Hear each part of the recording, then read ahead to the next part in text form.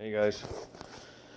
So, people keep on asking me if wood heat is cheaper to heat your home with than electricity.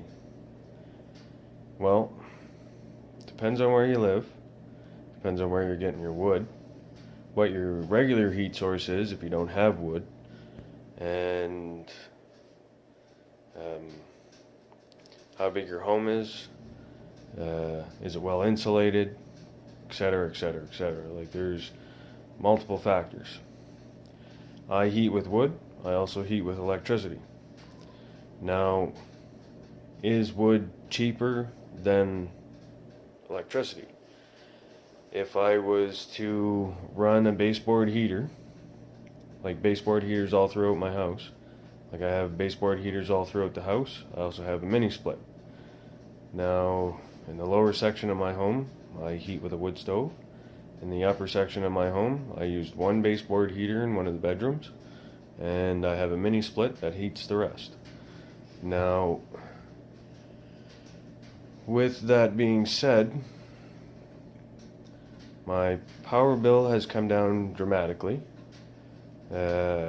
when I started heating with wood and a mini split and just using one baseboard.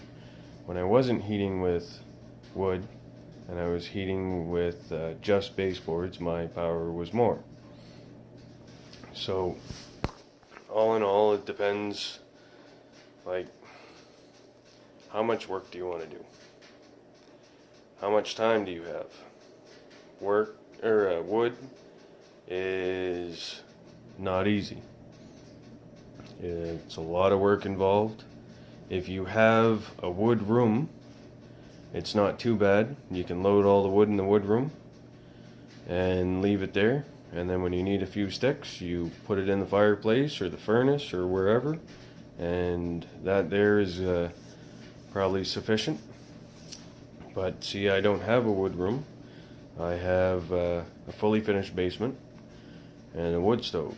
So when I bought the place, wasn't really thinking where I was going to put my wood or how I was going to like store my wood.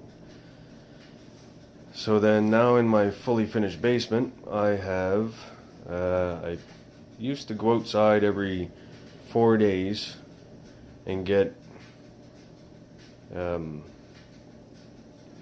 4 days of wood and pile it up in my basement beside my wood stove and a big plastic tote. Now this would take me about 2.5 hours, maybe 3, depending if I had to move snow, how much snow I was tracking into the house, did I have to clean up after I was done, an assortment of scenarios. But anyways, it took me about 2 to 3 hours every time, about 4 days. Now that's a lot of time. That's a lot of time invested to heat your home. I quit that. I found some pallets. I put the pallets down. I built a fence around it. And now I can stack up about a cord of wood in my basement, my finished basement. It's sort of in like a bar-style kitchen area, which is kind of an eyesore, but it works for now. But all in all, is wood cheaper than heating with power? Well, how much are you going to pay for your wood? Are you going to cut it yourself?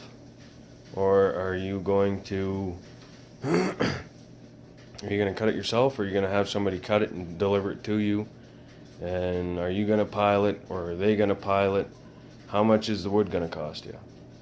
Then you would base your price on how much it runs you in the summer, how many baseboard heaters you might be using, or how many mini splits you might be running. Is it a primary heat source? Is it a secondary heat source? What is the scenario? You got to take all this into account on how much it's going to cost you, what your time is valued at. Is your time valued at,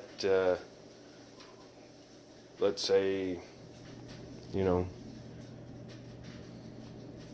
don't know, Is your time valued? Like, do you want to spend more time with the family, or would you like to spend more time working on the house chores, or do you have other things? Like, do you have time to do the wood? Would be the idea thing. Wood is a nice heat. It gives off a very, like, good heat, I find. Like, it soaks into you. It can be quite hot in a home, and it doesn't bother you as much as, like, say, a baseboard. Like, say you heat up a home, it gets to 30 degrees. Like, let's just say you can bear that heat. If it was baseboards at 30 degrees, you probably wouldn't be able to bear that heat because it's a different type of heat. So you would just have to take everything into consideration on whether it's going to be sufficient for you, on your time, how much it's going to cost you, where you're going to put it, how much work you're going to have to do, etc., etc., etc. And then make your decision from there. Me, I'm losing a lot of time doing this by heating by wood. I like the wood. I put in one mini split upstairs that heats our main floor. The downstairs heats another section of our home. What I think I'm going to do is I'm going to put another mini split in downstairs, like a second unit, then just use my wood stove as a secondary heat source. Just because I want to get rid of, well, I'll show you here. Now, if you can see here, I built this racking out of, I took two pallets, put them down, and I built like a fence around it, so I'm able to pile about a quart on there, which gets me through, I would say a month, month and a half, 2 months maybe, of wood heat. But it's an eyesore. It's in my living space.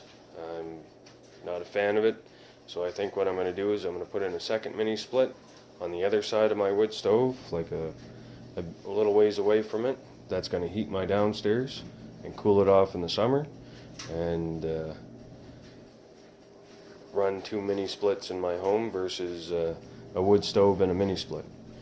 Just like, you're paying, say, like $225 to $250 a quart of wood, cut and split, delivered to your door. Then you still have to move it, you have to stack it and everything else. Say if you run through a quart of wood, that's a 4x4 by 8 section of wood, once a month, like, you're going through $225 a month. Or if you're going through less, it'd be a little bit less, but you have to calculate everything in and what it's going to cost you and go from there. But I just don't want to do the work anymore. I'm tired. I work 2 jobs and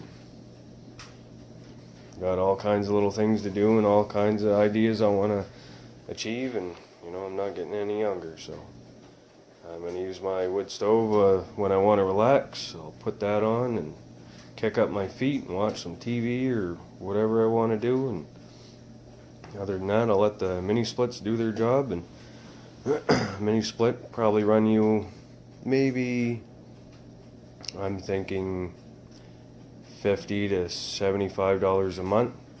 So if I think of it that way, the second mini split will take up my wood cost. So instead of paying 200, let's say $2 to $250 a month, I'm going to pay less, probably, well, half. If it costs me $75 to run a mini split, then it's going to be less, So it's just everything you got to take into consideration, and